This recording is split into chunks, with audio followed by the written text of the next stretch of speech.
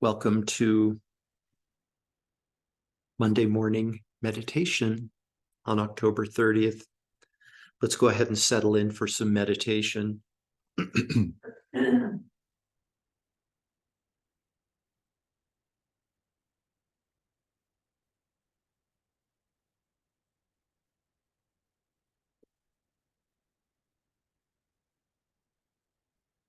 I find it especially effective to emulate a mountain when I settle into a meditation posture. The mountain is balanced, grounded, stable, and still.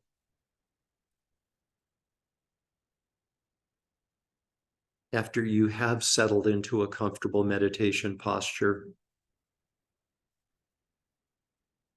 please gently bring your awareness to sensations within your inner body.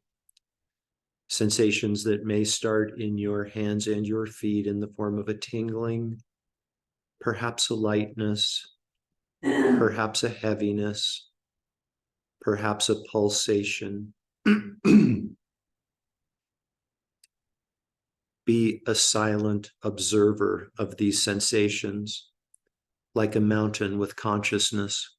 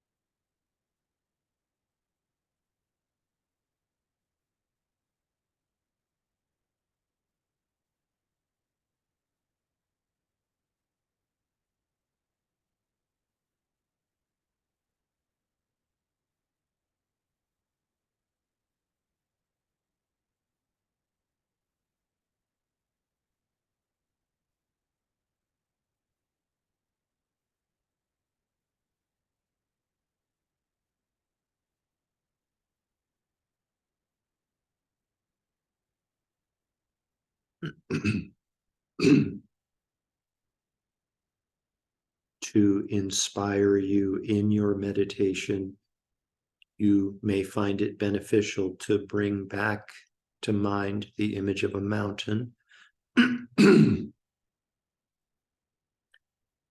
The mountain simply observes silently.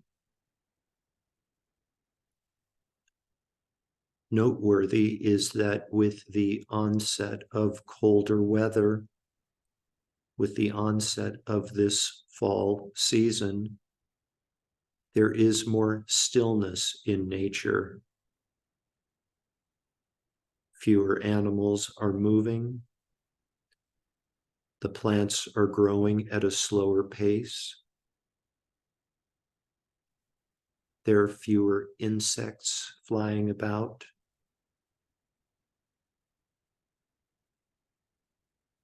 Day by day, hour by hour, it is becoming increasingly still. The mountain simply observes that stillness. No judgment, no labeling, no comparing, no expectation. You can know that you are not separate from the mountain.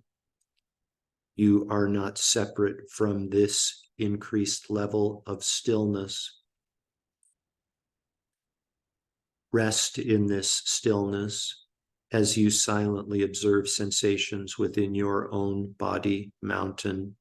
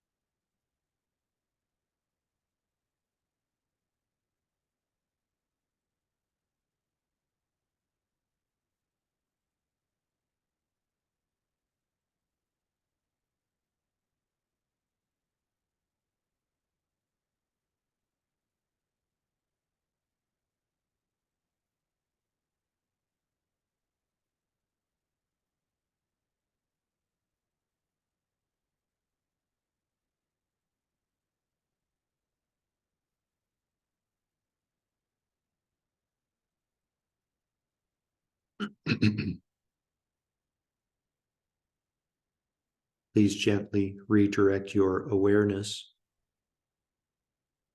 Become aware again of this entity we've decided to label physical body, and allow your breathing to become less shallow.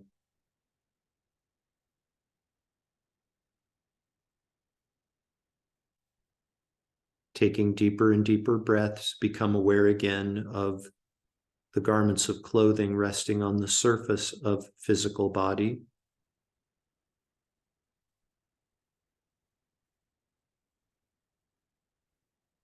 Become aware again of the surroundings inside the room that you're occupying. Become aware again of the world that exists outside of the room that you're occupying. Become aware again of nearby mountains, of nearby countries,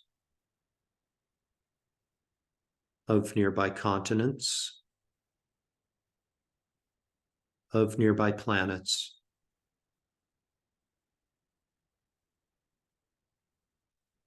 We dedicate all of the merit from this morning's meditation and Dharma talk to world peace. May all beings without exception enjoy an abundance of pure air and water, delicious, nutritious food, safe, warm, dry, reliable, affordable shelter, and comfortable, functional, attractive clothing. And with everyone's basic needs met, may we all enter and progress on wisdom paths that lead to complete and permanent liberation from all forms of suffering.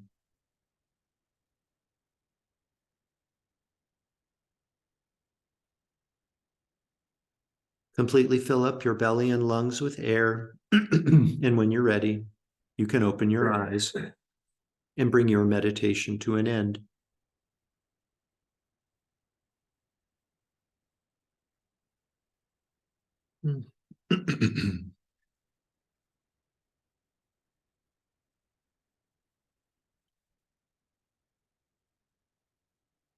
Welcome back, everyone.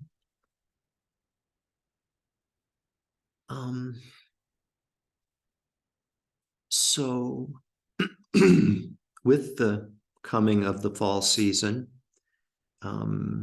you have undoubtedly noticed that the days are getting shorter. In the summertime, it's fun to watch. It's fun to participate in sort of the increased level of activity. We're out later, we're going, and we're sort of exercising. We might be out in wilderness more.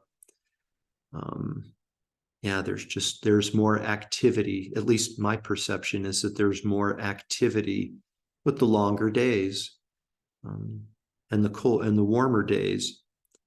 And I think can be a helpful thing for us to stay with the rhythm of the changing seasons, and perhaps go a little bit more inward, be a little bit less active in these shorter, colder days.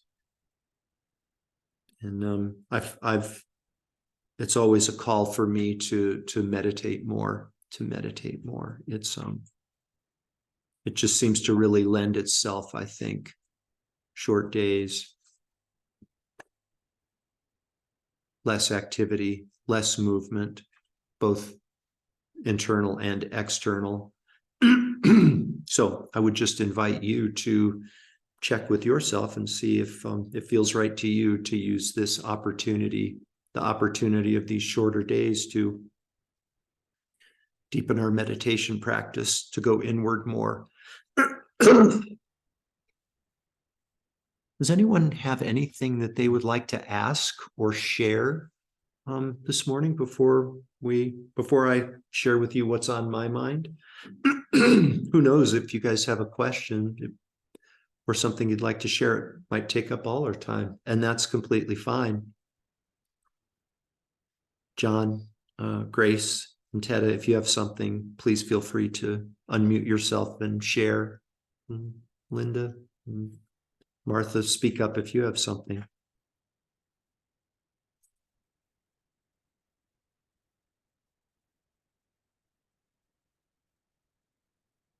So some of you may be aware that I lead meditation at the Aldo Leopold Middle School here in Silver City on Monday and Tuesday and Wednesday. Yeah, it's a really gratifying activity that I do, and it's not easy. It's without question one of the most difficult meditation related assignments I've ever had. One of the most difficult assignments of any type that I've ever had. And recently I was talking about the difference between conceptual thought and non-conceptual awareness, something that we talk about a lot in our meditation classes on Monday and Friday morning.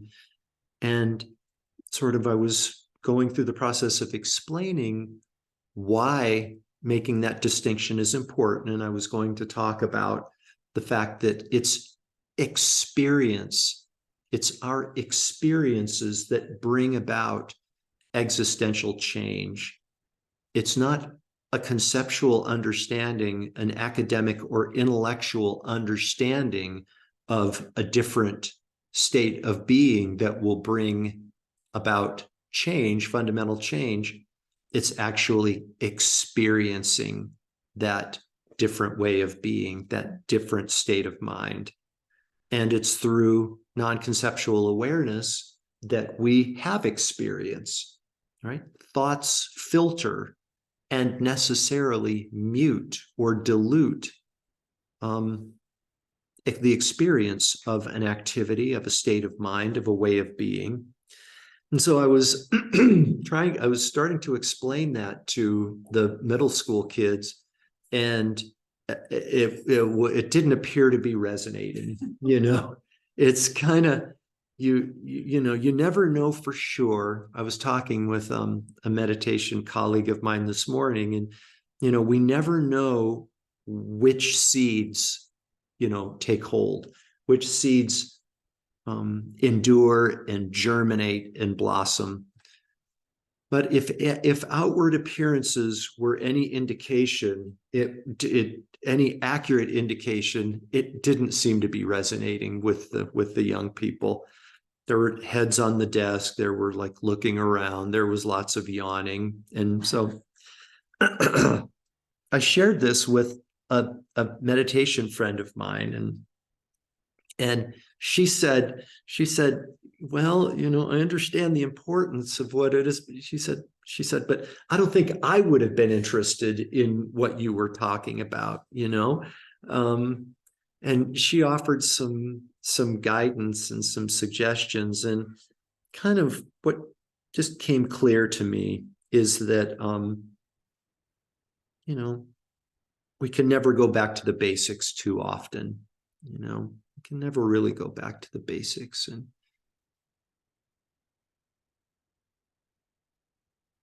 I think it's through an appreciation of the basics that we can also experience existential change, or maybe remind us of why it's important to go on to some of the more advanced topics and meditations, air quotes around the words advanced.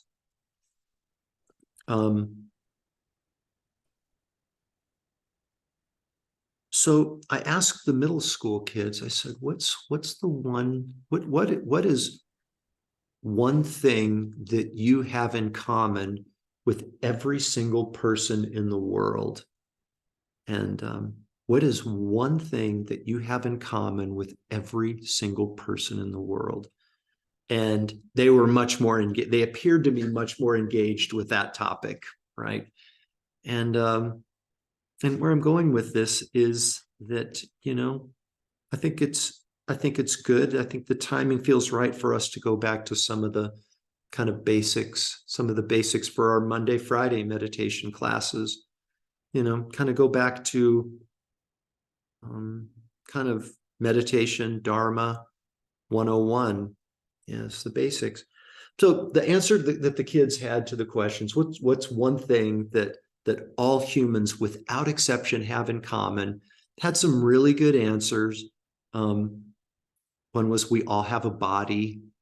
We all have a pulse. Somebody said, somebody said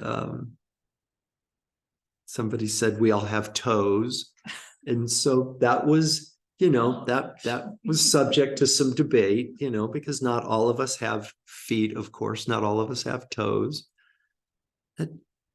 And somebody presented the answer that I was kind of looking for. The answer that I think really matters is that we all have a wish to be happy. Yeah, we all have a wish to be happy. We all have a wish to be free from suffering. And just that recognition alone has great value, and potential great benefit, because it means that we have one thing in common with every single person in the world, right? And that is that we wish to be happy. I think that's really, really powerful and really profound, because I think some of us may spend a lot of time identifying and focusing on differences that we have with people, everything from political party affiliation to how we drive our cars. It's almost like a full-time investigation of identifying things that we don't have in common with others, differences, and that of course serves to distance us and even alienate us from people around us. And I think it's another really curious, interesting phenomenon that being happy is the most important thing to all of us. That's another thing we have in common, is the most important thing for everyone, each one of us, is to be happy. For every person in the world, that's the most important thing, is to be happy. Yet, we seldom think about it. Like we seldom think about what it means to be happy, like what it means to be happy in kind of a universal sense, and what it means for each of us individually to be happy. And I think that can be our homework assignment. Homework assignment for the next few days, next few weeks, next few months. What does it mean for me to be happy? I think that a lot of us might go through our lives with just kind of this vague notion of, I'm kind of like, I'm doing things, I guess, because they make me happy, or I think they're going to make me happy. I think for a lot of us, the answer to a question, why do you do the things that you want to do? Why is it that you do the things that you do? The honest answer might be lack of a better alternative, but the answers are different for each of us. And I would just appeal for us in this meditation class to just examine the question, what does it mean for me to be happy? What does happiness mean to me? And then the follow-up question is, do my actions, do my activities support what happiness means to me? Yeah. Let's go back to like the DNA of why we do this stuff, why we do this stuff being Dharma, why we live our lives. What does it mean for me to be happy? Question number one. Question number two, do the activities that occupy the majority of my time, day after day after day, support my notion of what it means for me to be happy? It's really important and a really profound line of contemplation, and something that I don't think we probably give enough attention to. So thank you. Thank you for joining me for a revisiting of the basics, and have a lovely, lovely week. Thank you, Jeff. You're most welcome. Thank you. Thanks, Jeff. Okay, Bye. bye-bye. Bye-bye, you guys. Bye.